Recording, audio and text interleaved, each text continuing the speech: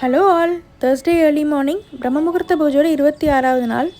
இந்த 26வது நாள் பிரம்ம முகூர்த்த விளக்கையும் எந்த தடங்களும் இல்லாமல் மார்னிங் ஒரு 5:30க்கே ஏற்றிட்டு தீப தூப ஆராதனையோட பூஜையை நல்லபடியாக கம்ப்ளீட் பண்ணி முடிச்சிட்டேன். அண்ட் நம்ம சேனல் நிறைய பேர் பார்க்குறீங்க, பட் யாருமே சப்ஸ்கிரைப் பண்ணுறதில்ல. ஸோ மறக்காமல் சேனலை சப்ஸ்கிரைப் பண்ணிவிட்டு உங்களோட சப்போர்ட் இந்த சேனலுக்கு கொடுங்க. ஏன்னா இந்த சேனலோட க்ரோத்துக்கு உங்கள் சப்போர்ட் ரொம்பவே எனக்கு முக்கியம்.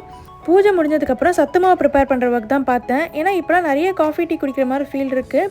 இதை அவாய்ட் பண்ணணும். அட் த சேம் டைம் ஒரு நல்ல ஹெல்த்தியான ஒரு ஹெல்த் ட்ரிங்க்ஸ் குடிக்கணும் அப்படிங்கிறதுக்காக தான் சத்துமாவை ப்ரிப்பேர் பண்ணுறேன். இது பண்ணுறதுக்கு கேழ்வரகு, கம்பு, கருப்பு கவுனி அரிசி, பொட்டுக்கடலை, நிலக்கடலை, சம்பா கோதுமை, பாதாம் இது எல்லாமே ட்ரை ரோஸ்ட் பண்ணிவிட்டு மிஷினில் கொடுத்து ஒரு ஃபைன் பவுடராக அரைச்சி எடுத்துகிட்டு வந்துட்டேன்.